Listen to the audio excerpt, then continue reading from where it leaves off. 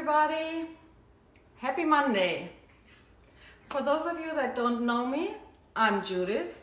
I'm an abstract artist, I'm a furniture painter, blogger, and I'm also the owner of Judith Billig Art.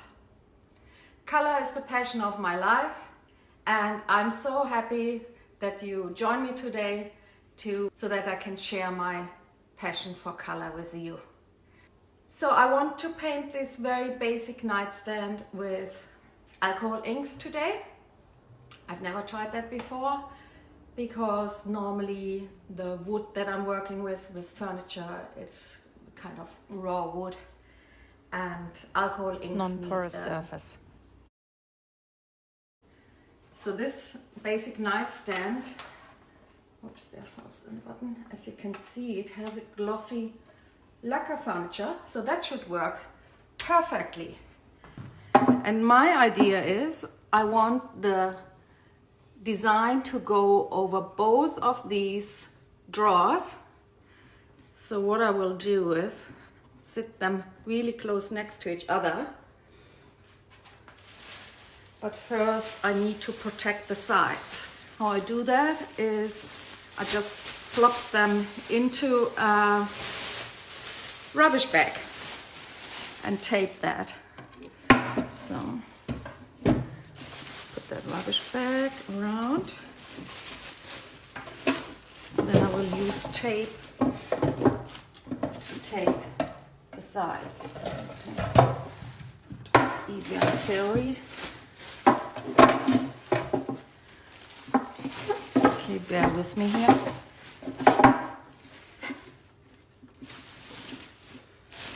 So I put the trash bag around the drawers to protect the sides and the inside.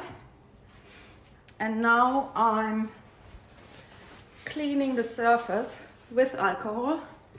I'm always working with 91% isopropyl alcohol.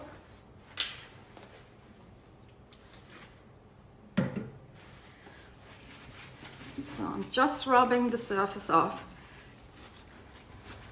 I want to work wet in wet today because I want a really nice blend of colors going over the different drawers. And I am using, because of that reason, instead of alcohol, I use this. It's alcohol blending solution by Ranger. It's almost like alcohol, but it includes a color extender so that the ink will not dry so quickly, and it's easier for me to blend and make it all move.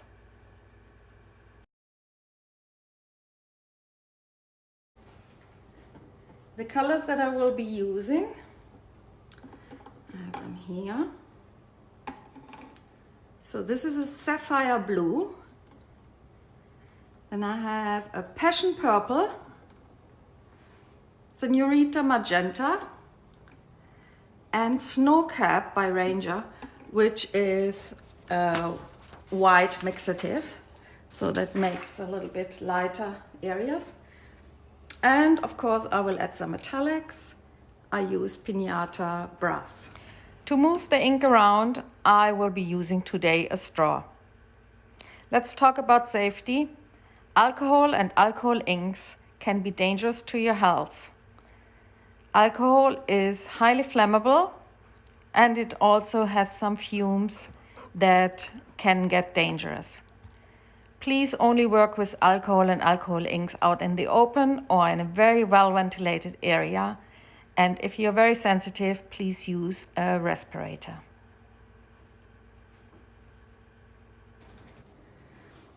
As I work wet in wet, I will first wet the surface with a very generous pool of the blending solution. And then I'm dripping the colors in before I start to blend them. Okay, so you can see I'm really generous here. I squeeze lots of blending solution on there. And let's start with some blue. Just a few drops here and there.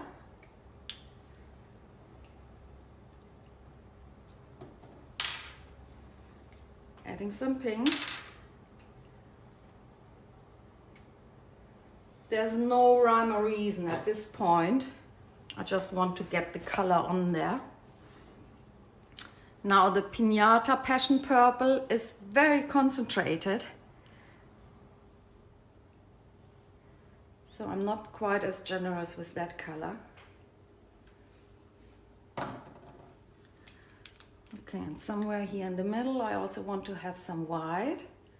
So I'm squeezing just some white in there. Now for the brass,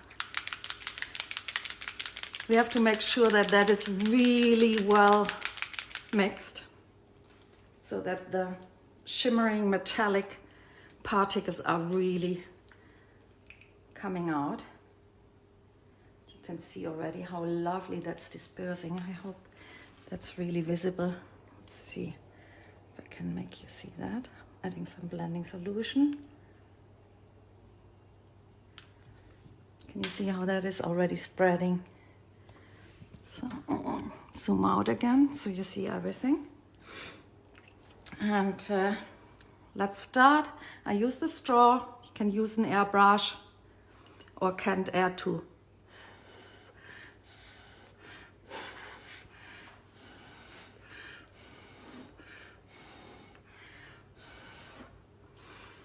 Okay, I want a much nicer blend today. So I'm adding more of the blending solution.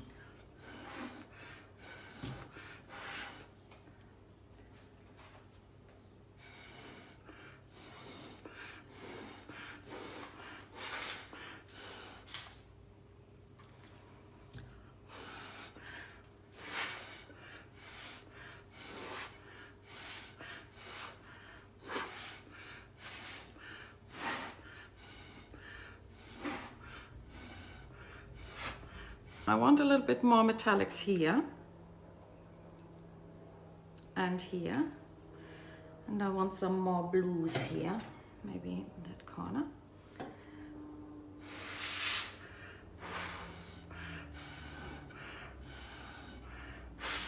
Now I have a couple of white spots where I need to add some more of that, so I just use one of those Jaqcuard water brushes. They are filled with alcohol here in the handle to move the paint around and closer to the edge, because I want full coverage. I don't want any white anymore.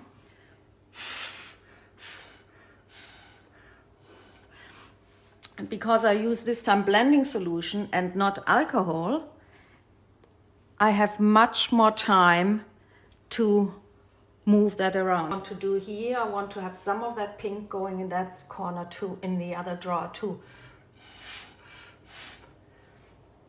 It's already drying. I use some blending solution, pop a little bit of pink, pop a little bit of brass.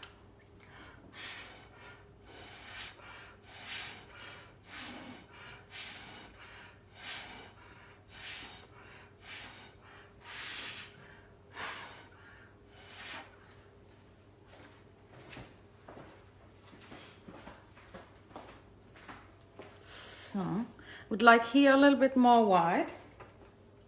Take the Snow Cap, which is not an alcohol ink. It's similar to the metallics, just white. It's called Mixative. It's some white blended in there. And Snow Cap doesn't work well with alcohol, but works very well with the blending solution. Brass and